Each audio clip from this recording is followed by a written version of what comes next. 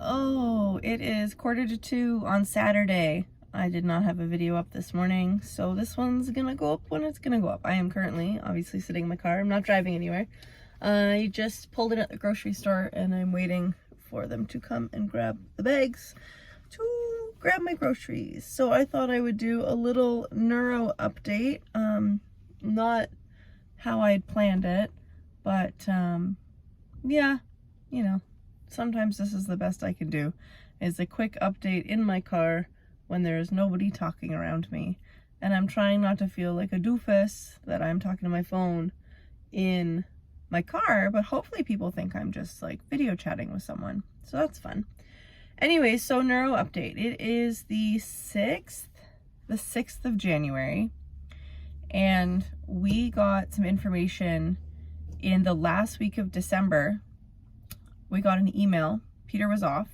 We got an email that, no, I lied. Peter wasn't off. It was on a Thursday. It was the only day he worked after Christmas, like in that week, because he had some time off. So he got an email when he was at work from the neuro team to say, we're going to do, or we're trying to get a joint consult date on the 17th of January, which is the day after that Felix goes in for his MRI at Sick Kids. So Sick Kids MRI is on the 16th. That is still confirmed. That's happening. And then we were supposed to go, hopefully, for a joint meeting with neuro and neurosurge the next day. And then they said with a possible surgery date of January 24th. And we were finding this out on like the 28th of December. So that was interesting and unexpected and like panic inducing, because we were anticipating surgery would be towards the end of March. Like we figured it would be like in the spring, not in January. Really great way to start a new year. So then the next day, as I'm driving to work on the Friday, because that was the only day I worked after Christmas, like in that week, and Pete was at home with the boys, he got another email that said, the surgeon is off for the first 2 weeks of January, so we're not going to rush things, or she's back the second week of January. So we don't know if that means she's back this coming Monday, which is the first day of the second week of January, or if she's got this coming week off as well. It doesn't matter. So they said, let's not rush it. They will get in touch with her team to figure out her schedule and get a dual consult between neuro and neurosurge sometime, I'm anticipating, in the last 2 weeks of January. So sometime between the 16th and the end of the month. They will have the MRI results.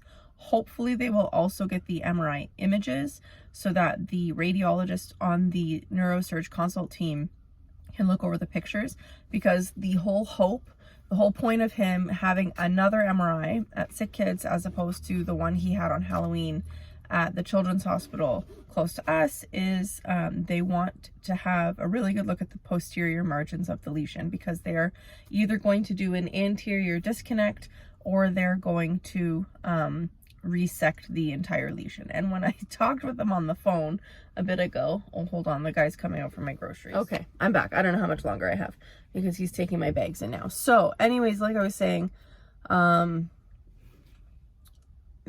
it's basically the entire left frontal lobe. So I was like, well, like 90%? And she was like, sure. So basically his entire left frontal lobe is pooched, which we were kind of hoping that wasn't the case, even though we kind of figured that was the case just based on previous diagnostic imaging. So as of right now, we don't have a dual consult date, but we're anticipating it to be sometime within the last 2 weeks of January to discuss what the surgical plan is, hopefully to discuss the MRI results. And I want them to show me the MRI pictures because I want to see exactly like what we're talking about. The MRI he had on Halloween, obviously the pictures aren't as clear because it's not as strong a magnet as the one he's going to have on the 16th. However, that MRI, the radiologist for the team, from his opinion, it doesn't look like the primary motor cortex is involved, which is fantastic news, super unexpected. She did say, however, that the likelihood of him not having some sort of gross motor skill or motor skill in general deficits after surgery, it's basically like non-existent. He's going to end up with some motor skill loss. We just don't know to what degree. So then that kind of throws us for a loop, because if it's significant motor skill loss to the point where then he needs rehabilitation as an inpatient, that's done in Toronto. That, on a good day with no traffic, is an hour and a half away. Again, we will make do. Peter and I already know both of us will be taking time off of work. We both have to go back on EI. Obviously, I was on EI for parental leave, and Peter has been back to work for like over a year now, I think. Yeah, like over a year he's been back to work. But still, like, you have to then plan for those financial blows, for lack of a better term. And we'll deal. Like, we'll have to do it. It will be fine. And then if it comes down to him having to do rehab in Toronto, probably what will happen is I will stay off of work. Peter will go back to work and just reduce his hours. He will probably end up working every day, but coming home early to get Casper off of his school bus. Augie will have to do daycare every day, which again is like, it's big money, but you got to do what you got to do kind of thing. So that's my update. Right now, we expect Felix will be having surgery. I just keep looking to see if the grocery man comes out. But we anticipate Felix will be having surgery sometime in the first 2 weeks of February, just based on the emails.